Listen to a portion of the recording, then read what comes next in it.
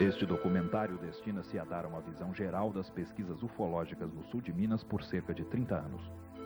Algumas imagens são de baixa qualidade, vez que colhidas desde o início das investigações do extinto Centro Varginhense de Pesquisas Parapsicológicas, CEVAPA, cujas atividades cessaram ao final da década de 80.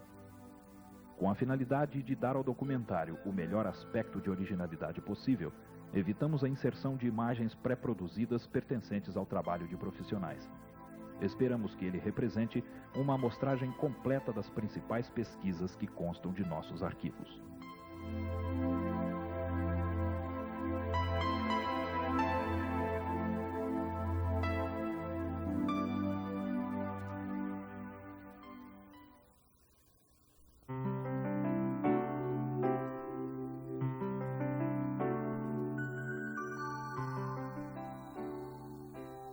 Rico em lendas e fatos incomuns, o estado de Minas Gerais é de grande interesse para a ufologia. O sul do estado abriga cidades de diversos portes e tem características geológicas típicas onde o fenômeno UFO se manifesta de diversas formas. Alguns locais são palco de aparições importantes e estão sobre composições geológicas idênticas.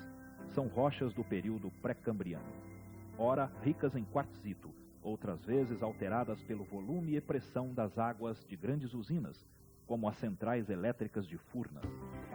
Esses locais também possuem em comum alguns tipos de falhas geológicas, como contrafortes de montanhas e erosões próximas de fendas na crosta terrestre.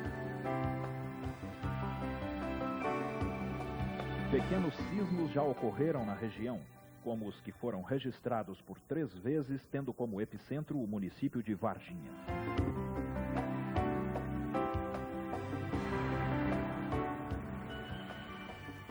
Em ufologia, os estudos de ortotenias, feitos por Aimé Michel e outros, demonstraram que em regiões assim as manifestações de OVNIs são mais numerosas. Muitas podem ser explicadas como fatos naturais, quase sempre de fundo eletromagnético.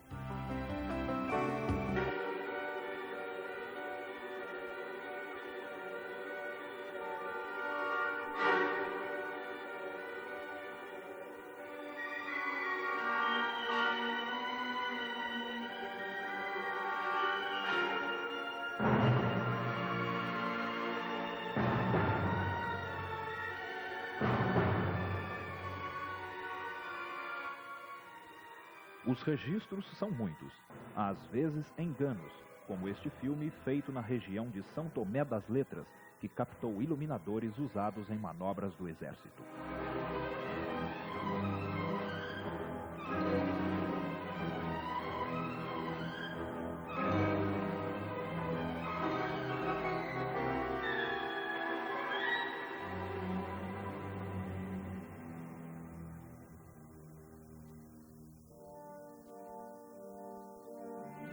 Ou como este, ao que tudo indica, uma pipa com uma lâmpada.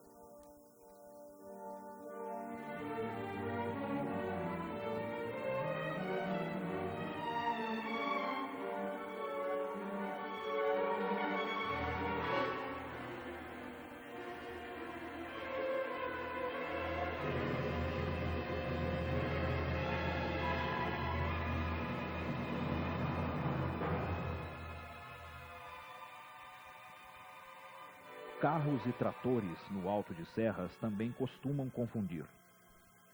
O movimento da câmera provoca uma evolução da fonte de luz filmada que, na verdade, não está fazendo essas manobras.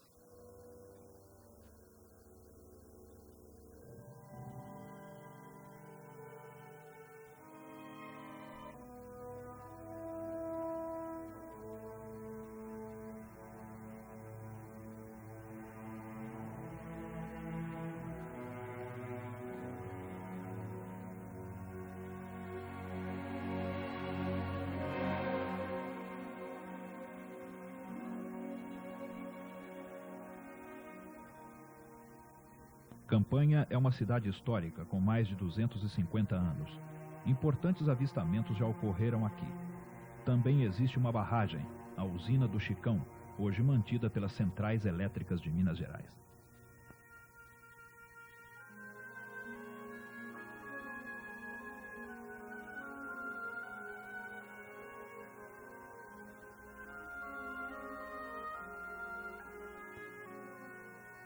De 1979 a 1988, ao menos uma vez por semana a cidade presenciou a manifestação de fenômenos luminosos curiosos, geralmente testemunhados por dezenas de pessoas.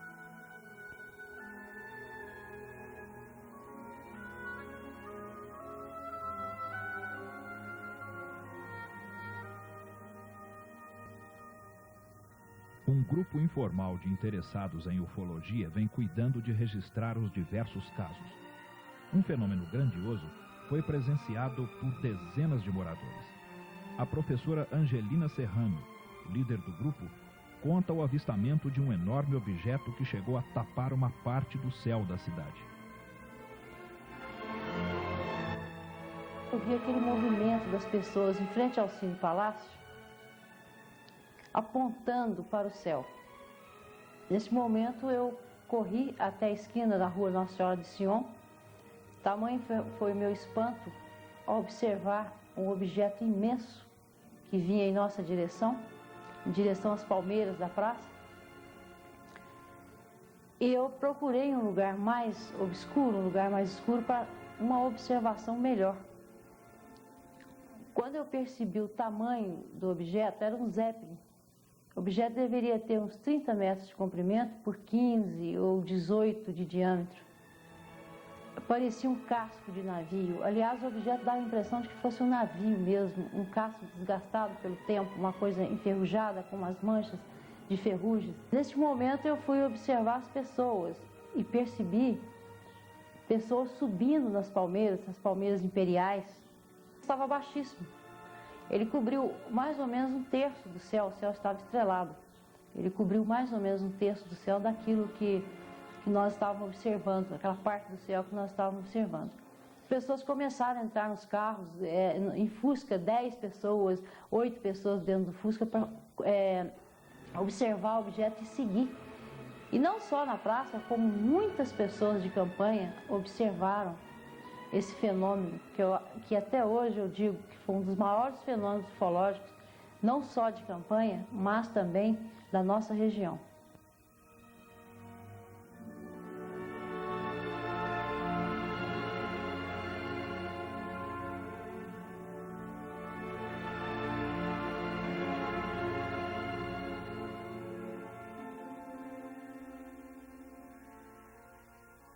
Encontrei essas pessoas, todo mundo conversando, o que era aquilo que tinha passado no céu, parecia um zeppelin ou alguma coisa. Aí eu parei para conversar também e ver o que estava acontecendo, porque eu já tinha visto aquilo que tinha passado e não sabia nem o que era. Aí a gente estava ali na esquina conversando, quando ele teve um sentido assim, o que passou que eu vi foi para lá. E a esquina é aqui, e esse sentido assim. E a gente estava conversando na esquina, aí, quando vieram 3 luzinhas de lá para onde ele foi, e vieram 3 luzinhas, assim, zum, zum, zum, e formaram um triângulo bem em cima da cabeça da gente, um triângulo. As luzinhas, quer saber a cor? Era a cor natural de luz, era amarelo, prateado, sei lá que cor, uma cor natural de luz. E formaram um triângulo no céu. E ficaram assim, ó, nem 1 segundo ou 2, sei lá, não deu para contar. E formaram de novo uma filinha, as 3 luzinhas, zum, zum, e foram para aquela posição. E foram embora, as 3 luzinhas.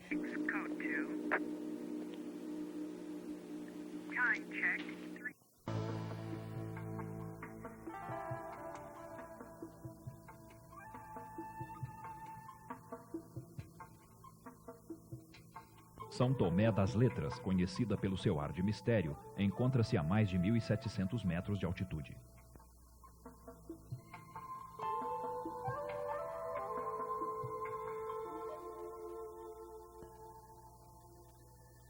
Muitos acreditam na energia curativa de sua composição geológica e outros veem nessas serras um ponto de manifestação de seres extraterrestres.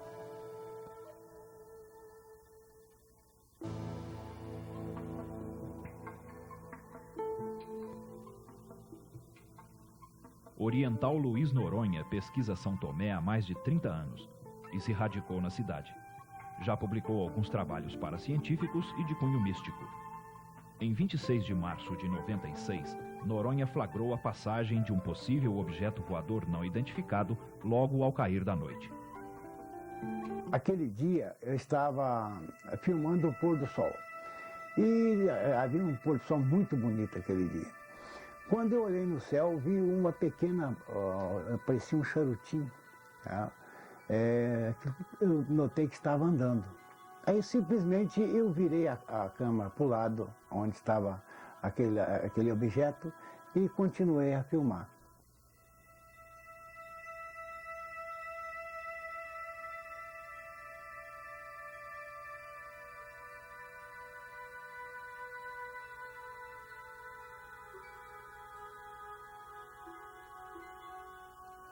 Olha, São Tomé das Letras, nesses 30 anos que eu estou rondando a região aí, realmente eu tenho presenciado muitos fenômenos ufológicos e fenômenos luminosos. E diferenciou muito da cidade de Cruzília, que lá eu nunca tinha observado no céu fenômenos, né, como aqui em São Tomé das Letras. Realmente o fenômeno existe.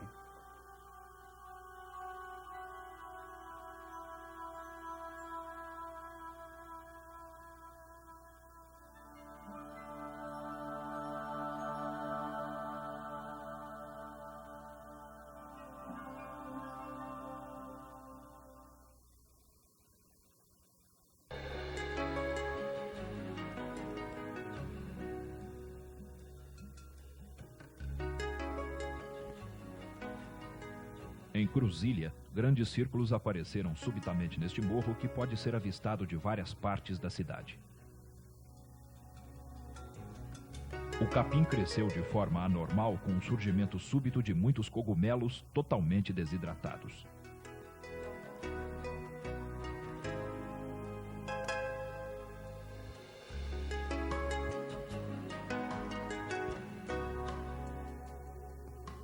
Interessante foi o grande granizo que caiu em Andrelândia em 8 de março de 93, a 1 quilômetro da cidade, e resgatado por membros do Núcleo de Pesquisas Arqueológicas do Alto Rio Grande.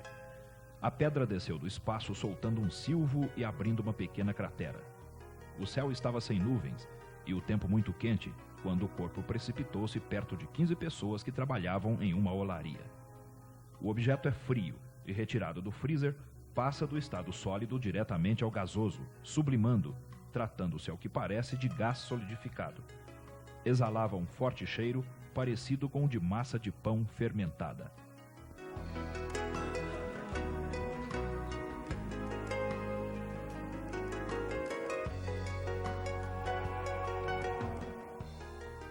Fenômenos físicos ligados à pesquisa de ufologia costumam acontecer no sul de Minas.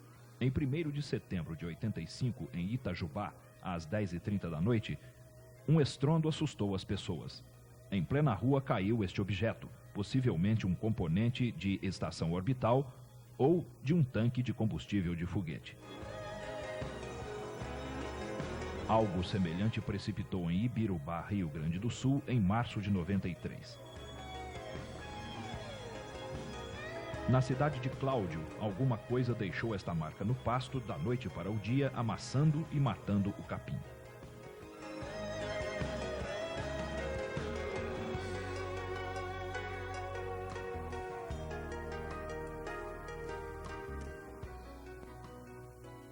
O céu do sul de Minas é um bom sítio de treinamento para ufólogos. Nuvens lenticulares, geralmente confundidas em fotografias com discos voadores, se formam regularmente.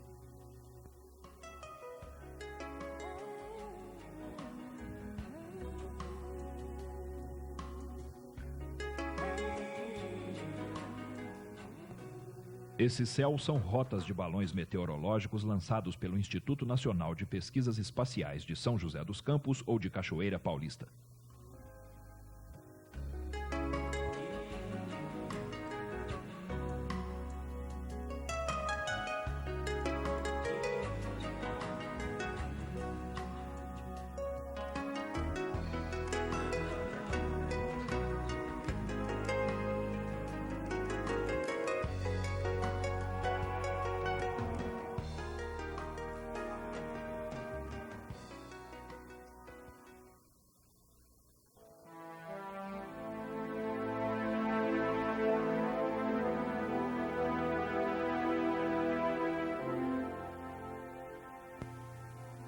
Como vem ocorrendo cada vez mais em todo o mundo, os fenômenos no sul de Minas não são meros avistamentos. Casos de abdução, que já se tornaram clássicos da ufologia, caracterizam a região como um campo importante de pesquisas.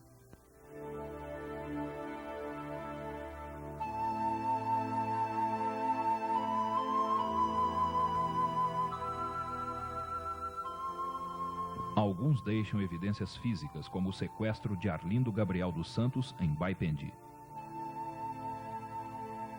Os objetos que pousaram antes do sequestro foram fotografados pela testemunha. Um deles, que segundo Arlindo se parecia com uma piorra, aparece na ampliação com uma espécie de hélice ou girândola na parte superior.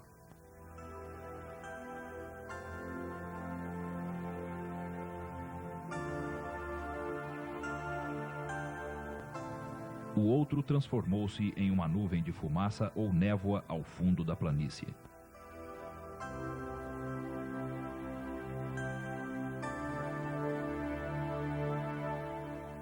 O artefato maior trazia em seu interior alguns seres, sendo um deles do sexo feminino. Deixou no chão marcas visíveis, das quais foram tirados moldes em gesso.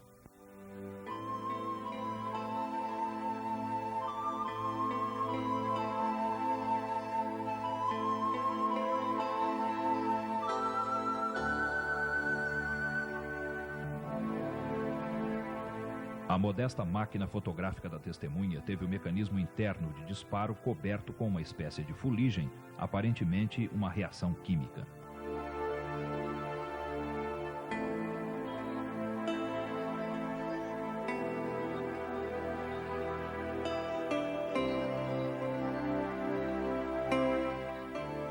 O embornal de pano que Arlindo trazia consigo foi reencontrado no local do sequestro, contendo estranhos caracteres, posteriormente identificados como formas hebraicas arcaicas.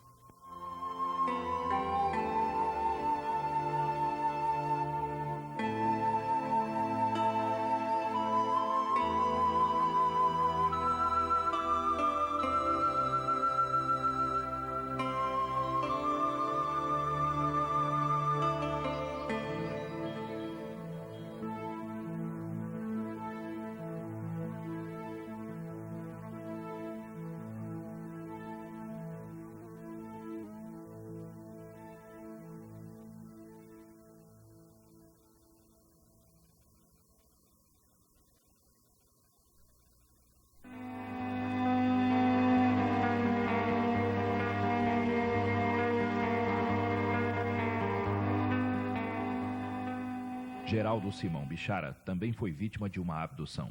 Seu caso é peculiar por ter ocorrido exatamente dentro de instalações militares, a Escola de Sargento das Armas, ESA, de Três Corações.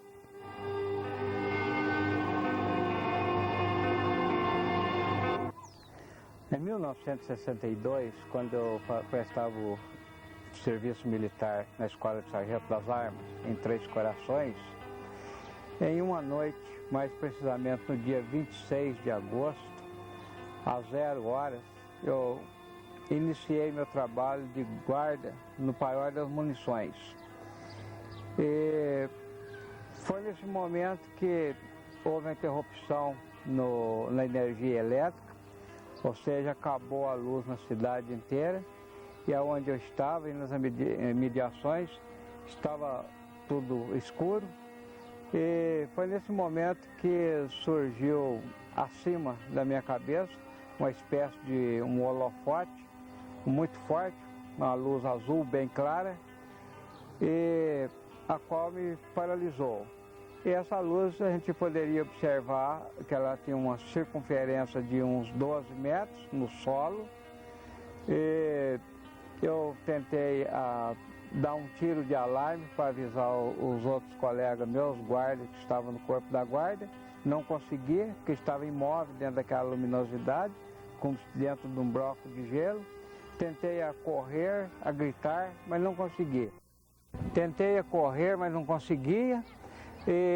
Porém, só funcionava a audição e a visão. Foi onde eu pude perceber que as portas da engenharia do exército faziam uma vibração muito grande. Os cavalos que estavam fechados nas baias também tiveram alteração muito grande, eles relinchavam e chegaram até a arrebentar as correntes das baias no peito, tentando fugir da baia, onde escapuliu muitos cavalos.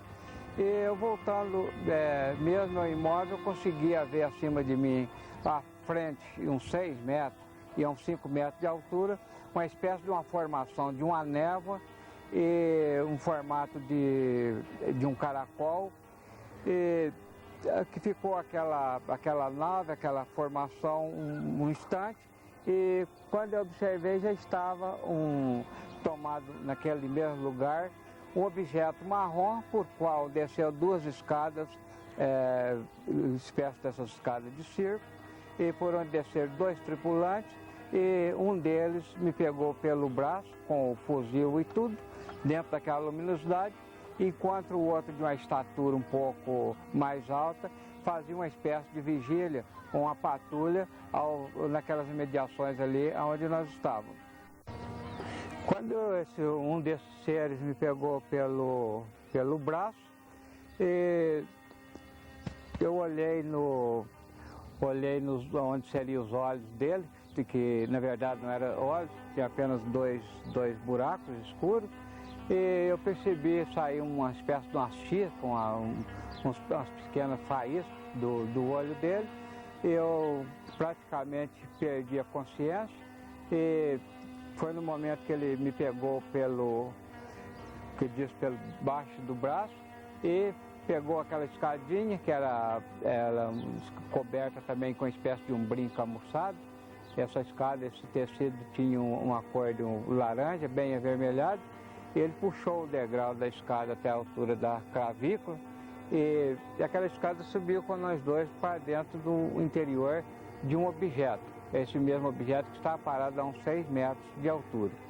E ela voltando e retornando ao solo, eu olhei no que seriam os olhos dele, tornei a perder a consciência e aí ficou escuro,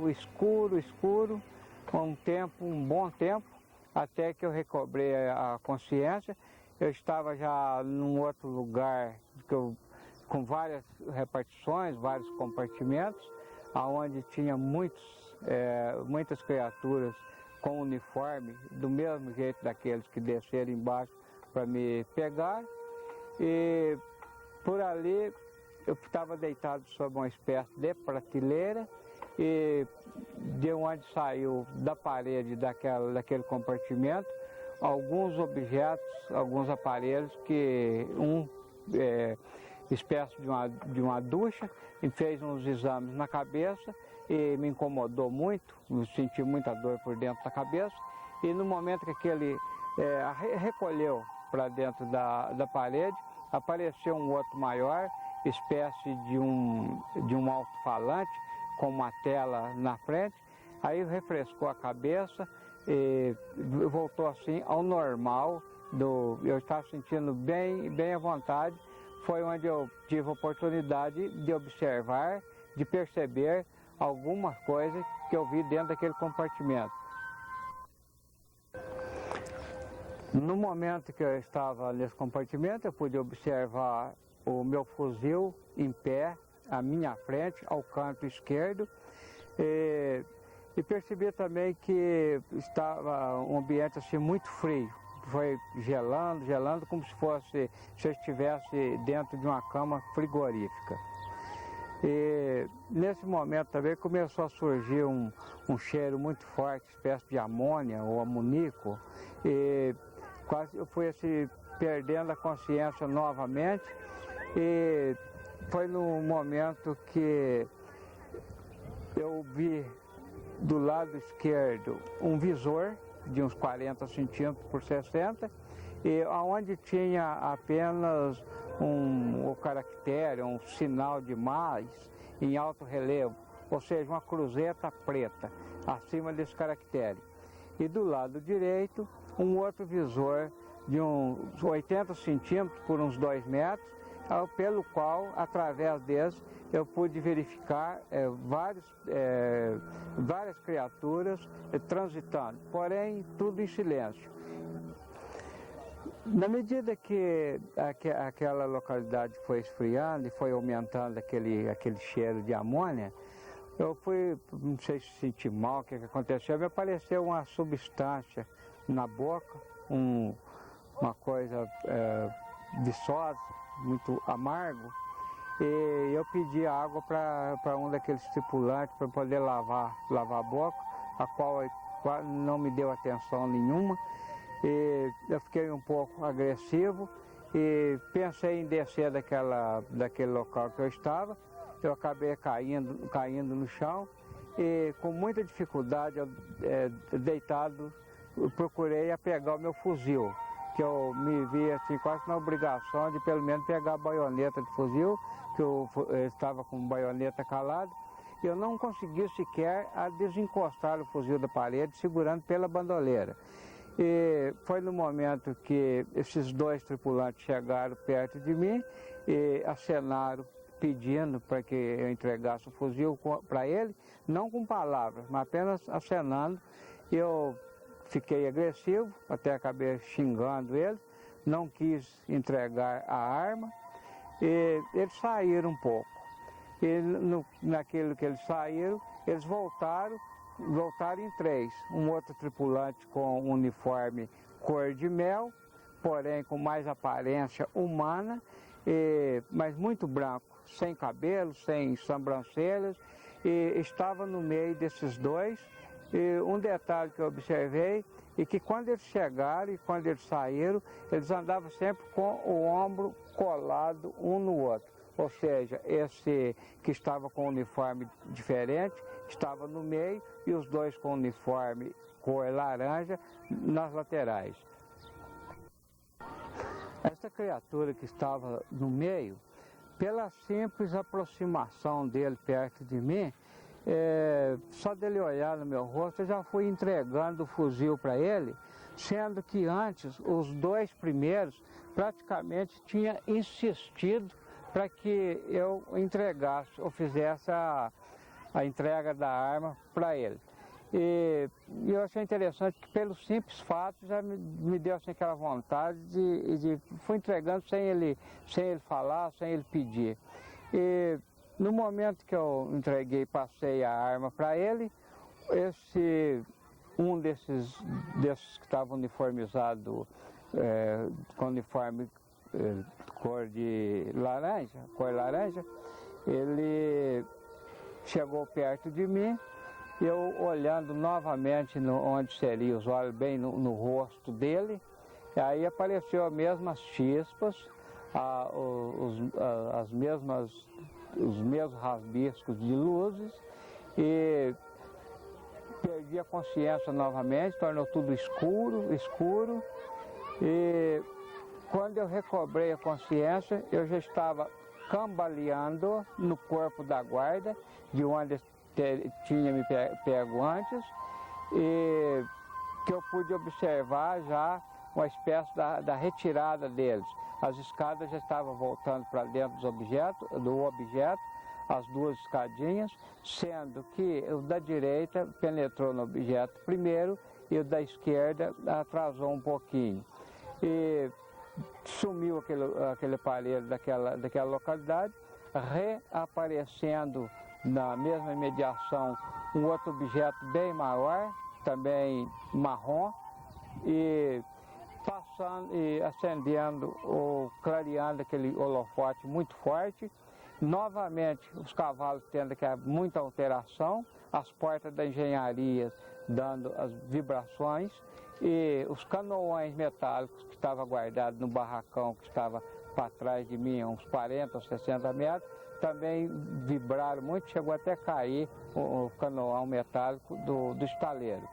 E foi aquela luminosidade clareando, passando pela veterinária, a farmácia, o potreiro, as estrumeiras, e a capineira, e até quando chegou no leito do rio, aproximou-se do rio, aí apagou aquele holofote daquele aparelho, daquele objeto, e retornou a luz nas cidades na hora.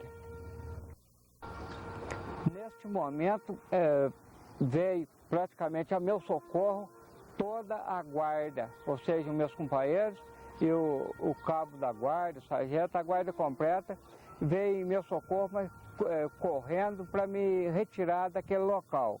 Eu tentei passar o serviço com alteração para o cabo da guarda, para o sargento, e eles me disseram, não, vamos embora, lá você explica, lá no corpo da guarda você explica, amanhã você explica isso, vamos.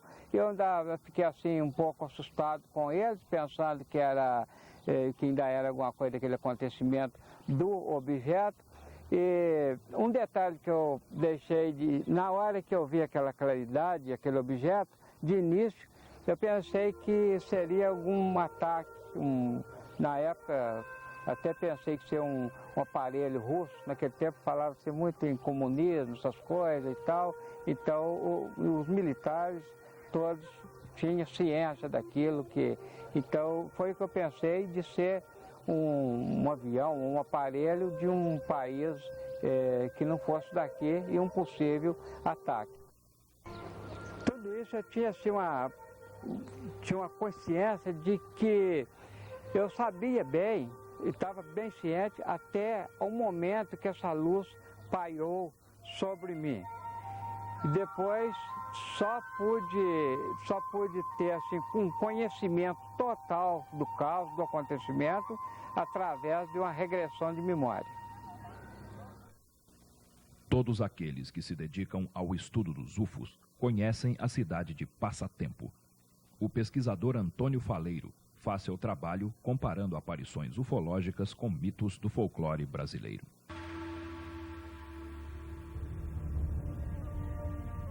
Minhas pesquisas no município de Passatempo contribuíram muito para a ufologia no sentido de fazer a relação OVNIs e folclore. Foi aqui que eu consegui fazer esta relação, pesquisando as lendas e mitos da região. A lenda da Mãe do Ouro, na região do município de Passatempo, foi que me levou a descobrir a relação entre os OVNIs e folclore. Pois eu perguntava aos moradores rurais se eles tinham visto discos voadores, mas todos diziam que não. No entanto, falavam muito sobre a suposta Mãe do Ouro. Era uma bola de fogo que voava de uma serra para outra. A mula sem cabeça é uma lenda nacional e muito antiga. E nos mostra um OVNI pousado com o holofote aceso à frente. Já a mulher de branco é a visão de OVNIs em forma de cone ou sino, ou então o facho luminoso emitido pela nave em direção ao solo, dando a impressão de uma mulher vestida de branco dos pés à cabeça. Temos também o boitatá, que é uma lenda do norte, a cobra de fogo. E temos também o Mibaitatá, que foi descrito por Anchieta em 1560, que era um facho cintilante que perseguia os índios. A foto que nós conseguimos fazer em 14 de junho de 1980 nos mostra uma nave-mãe que foi vista não só no Brasil, mas no Chile, na Argentina e na Rússia, e que tivemos a felicidade de fotografar. Já tivemos dezenas de contatos de primeiro grau aqui no município de Passatempo. Inclusive, em uma determinada vez, nós pudemos fazer contatos através de luzes com um OVNI que estava pairando acima de uma serra. Ele respondendo sempre na mesma sequência de piscadas que fazíamos com o farol de uma motocicleta.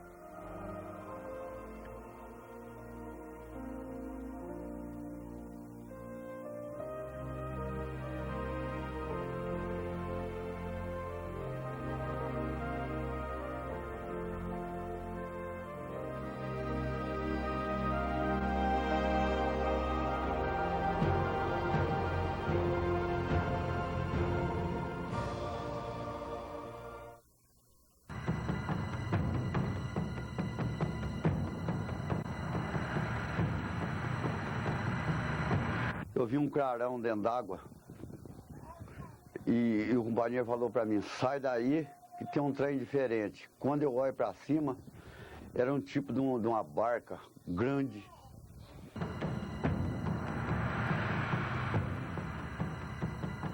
Mas na mesma hora que ele estava distante, perto da gente, ele já estava distante muito longe. Estava bem longe. Ele era muito rápido.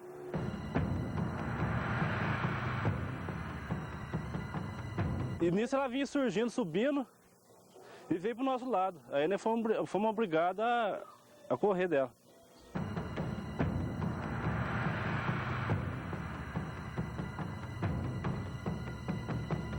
Ele entrou, ele atravessou por lá, entrou, veio naquele fundo que é banana ali, saiu no beco, do beco ele veio até aqui naquele poste ali, ó.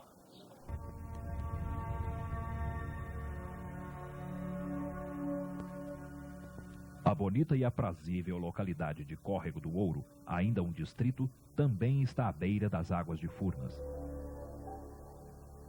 Aqui uma estranha luz é conhecida como o fogo da aldeia, que ronda as casas, segue os caminhantes e parece ser inteligente.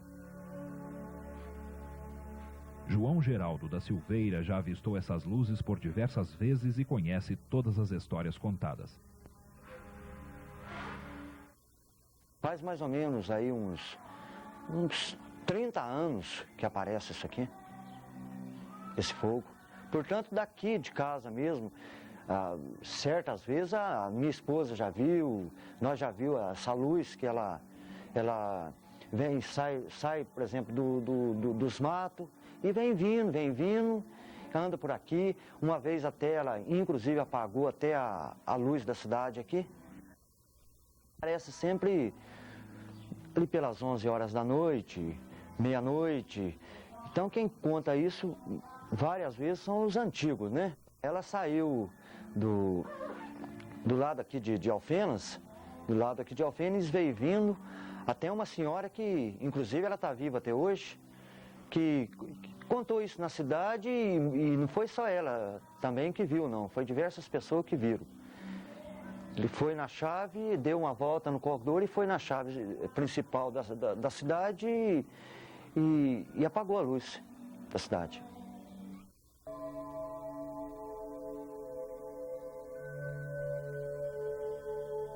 Aí o fogo ali é assim, ele parece lá naquela casa velha ali do Juquinha, na Ponte Nova ali. Lá naquele morro, lá em cima, naquele matinho lá, ele vem descendo para mata abaixo. Vem vindo, ele chega naquela tapera ali, ele fica lá em cima da casa. Veio aqui em cima da casa do Joer, aqui na entrada aqui desse sítio. Veio no portão do Cláudio ali, da Gerarda, dentro do Córrego do Ouro. E veio no portão do Cláudio ali, na casa da frente. Depois ele entrou, ele atravessou por lá, entrou, veio naquele fundo que é banana ali, saiu no beco. Do beco ele veio até aqui naquele poste ali, ó. Aquele transformador da entrada ali que tem aquela caixinha. Ali ele acendeu um fogo muito grande, pegou debaixo, até, as crianças até ficou com medo, correu para dentro. E depois ele subiu para cima, foi lá pro campo de futebol para lá. Lá no poste do Juvenal.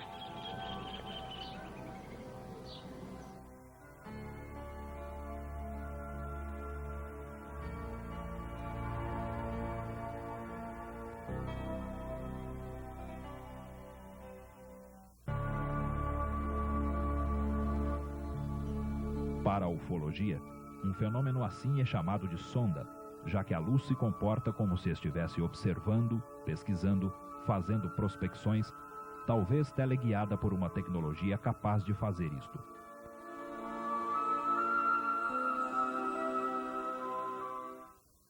Uns falam que é mãe de ouro, outros falam que é assombração, né? Então assombração não é, né? E outros falam que vamos até achar engraçado a arma perdida.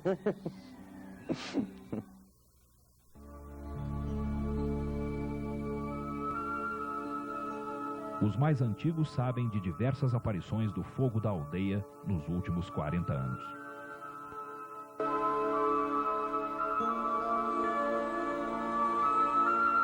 Eu até não lembro, mas havia fogo, corria muito de medo, outros até cercavam o caminho, fazia aquele calorão, abaixava no freguês, o freguês tentava acender um fogo, mais ele queimava, apagava o fogo, ele acarmava, tornava a acender o fogo, ele esquentava a pessoa, o fogo precisava apagar o fogo, porque senão ele queimava a pessoa. Quando o fogo descia sobre ele acendia a lanterna, o fogo esquentava mais. Aí abaixava nele, esquentava, precisava apagar a lanterna. Aí pagava e saía correndo. Ele acompanhava desde até uma altura, depois ia embora, sumia. Mas na mesma hora que ele estava distante, perto da gente, ele já estava distante muito longe. Estava bem longe. Ele era muito rápido. Ele vinha numa altura baixa, de 1,5 m, 2 metros. E vinha de diversas cores. Ele vermelhava, verdeava, clareava. E vinha vindo, suspendia, descia, e vinha vindo para o lado da gente. Ele chiava assim. Ele tinha um chiadinho. E o povo falava que isso era um batatá, como o povo diz. Eu nem sei o que é isso.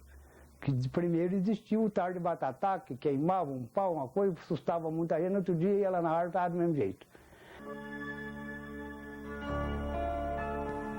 Outro que atestava as manifestações do fenômeno conhecido de todos da pequena cidade era o falecido seu Bebé, que inclusive chegou a se aproximar de uma sonda com mais 3 companheiros.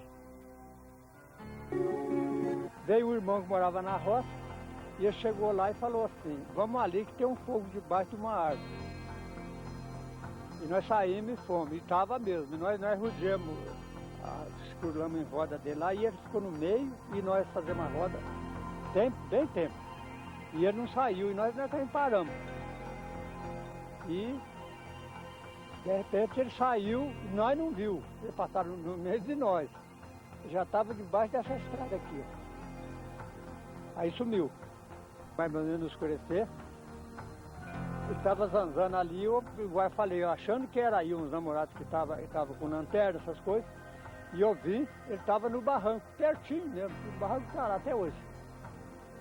Eu ainda cheguei, ainda caçoei e falei, nada, não mudou de lugar. Ficava só isso, grande. Aí demorou bem, aí ele saiu, vinha vindo os outros colegas para estar descendo, ele foi, voltou, desceu, onde tinha um cordinho assim, eu fiquei para cá e ele no meio de nós. Eu vinha da roça, e vinha com o papai, o tio Bebé e as minhas irmãs. E aqui logo na saída do corredor ali, debaixo de um pé de maroleiro. Aí nós vimos, aí eu falei pro papai, o que é aquilo ali? Ele falou, isso aí é algum viandante que está passando aí e está descansando, né? Aí nós chegou, conversou lá com ele, não saiu nada. Aí nós vinha perto aqui na saída aqui, na casa do tio Bebé. Aí nós falamos para ele, ele voltou lá. Aí voltou eu, o tio Bebé, o compadre Ramiro estava junto também. A hora que nós foi chegando, aí ele virou uma bolona, grandona. Aí o compadre Ramiro falou assim, gente, vamos correr. Eu falei, não precisa correr. Aí ele apagou. Diz o compadre Ramiro, fala que ele viu um vulto, que saiu um vulto do pé de maroleiro, né?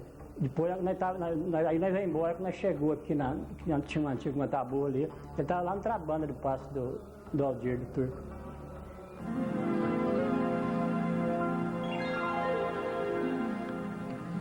Ao início da década de 80, o grupo de ufólogos do então Centro Varginhense de Pesquisas Parapsicológicas realizou uma série de vigílias e medições em Córrego do Ouro. Uma sonda para detecção de variações eletromagnéticas foi instalada.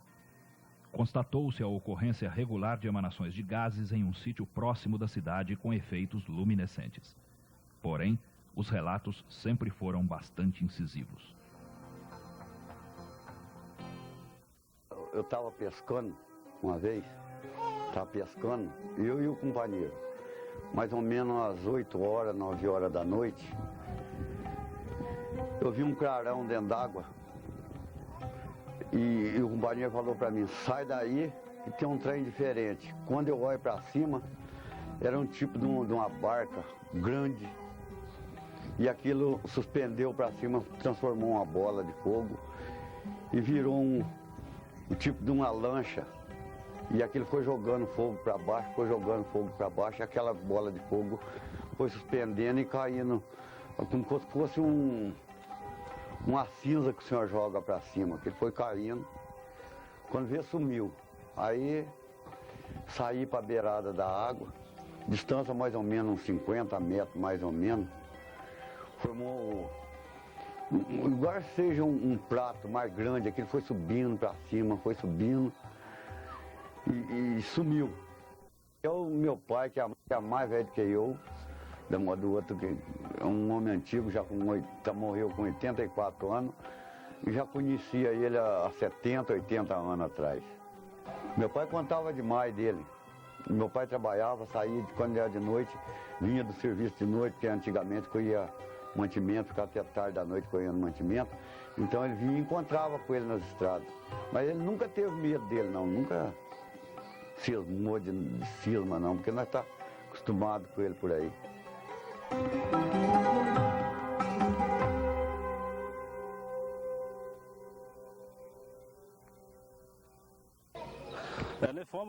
Nós fomos caçar e à noite.